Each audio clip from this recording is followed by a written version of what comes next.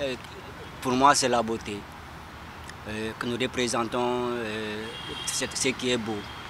Que nous faisons parler ceux qui ne parlent pas.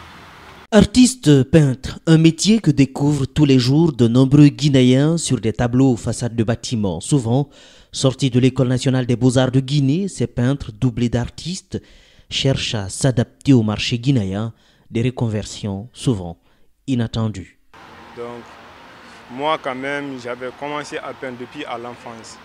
Donc maintenant, lorsque j'ai découvert mon bac en 2014, on m'a orienté à l'UEK. Donc c'est là-bas que j'ai étudié 5 ans la peinture. Maintenant, le graffiti, ça fait 2 ou 3 ans que j'ai commencé le graffiti. À travers ce métier devenu une passion, il s'assigne une mission, celle de parler de la Guinée aux Guinéens à travers de belles œuvres, des productions artistiques derrière lesquelles se cachent souvent de nombreuses difficultés. Mais pour ces artistes, la plus belle arme, ce n'est pas que le pinceau, c'est aussi la passion. Là, on essaye de sensibiliser, de faire motiver, de parler vraiment le problème de notre pays. Donc ça joue un rôle très important.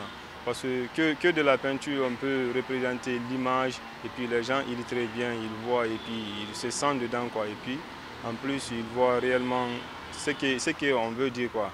Parce que tout le monde n'est pas parti à l'école, on ne peut pas écrire. Par exemple, si on écrit un truc, les gens viennent, ce n'est pas tout le monde qui peut lire, mais quand on représente la peinture, tu peux venir, tu vois l'image, tu dis, ah bon, ça veut dire quoi? Bon, ça veut dire cela, bon, on veut parler par exemple de l'assainissement, on veut parler par exemple de la paix, de presque tout, hein.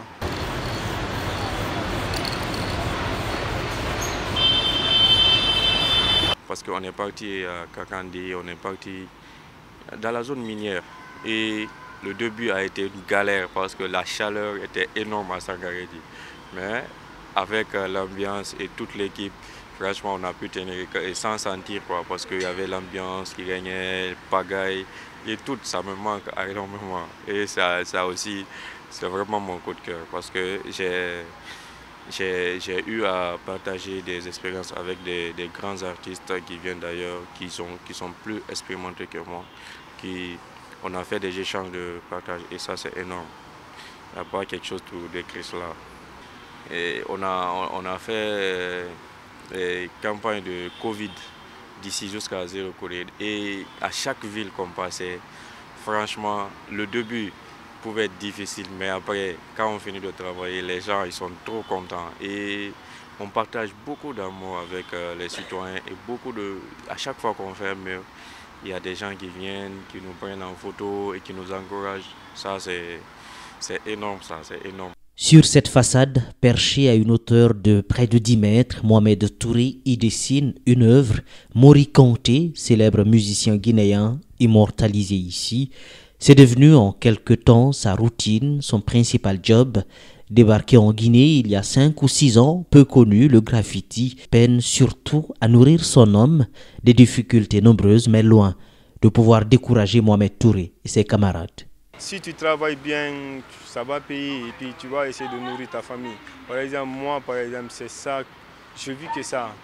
C'est à travers le graffiti, j'essaie de nourrir ma famille.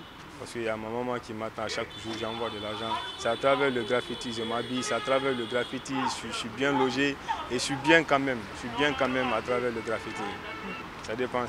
Par exemple, tu peux faire un projet à 1 million, 2 millions, jusqu'à 15, 20, 30 millions. Ça dépend du niveau du projet. Si le projet est trop, bon, la somme aussi va partir au loin. Donc, ça dépend. Puisqu'il n'y a pas assez d'accompagnement et il n'y a pas assez d'aide. Bah, comme on dit quand on est polar, ce qui t'aide, c'est ce qui te dit wakilo, quoi. You know? Moi, principalement, les difficultés que j'ai, c'est juste un peu la famille d'abord, puisque ce n'est pas facile de faire l'art en tant que, entre guillemets, un peu. Voilà, parce qu'on n'aime pas trop ce qui est artiste en fait, quoi. On dit qu'au point dans quoi, you know? Et donc, on est en train de se démerder un peu pour leur montrer que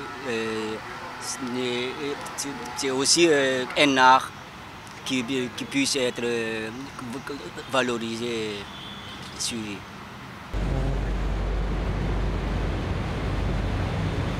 Donc ça a de l'avenir puisque les gens commencent à s'intéresser petit à petit. Avant, ça n'existait pas des groupes de graffiti, mais maintenant au moins on a la série graffiti qui est là et aussi il y a Ghettograph aussi. Voilà. Ces hommes passionnés de peinture et du beau rêvent de plus d'espace pour parler, sensibiliser ou peut-être crier leur révolte, marquer leur amour. Pour l'instant, Conakry semble loin de pouvoir les offrir toutes ces conditions. Quoi qu'il en soit, par passion ou défaut de choix, ces artistes peintres se contentent du peu pour faire ou espérer faire beaucoup.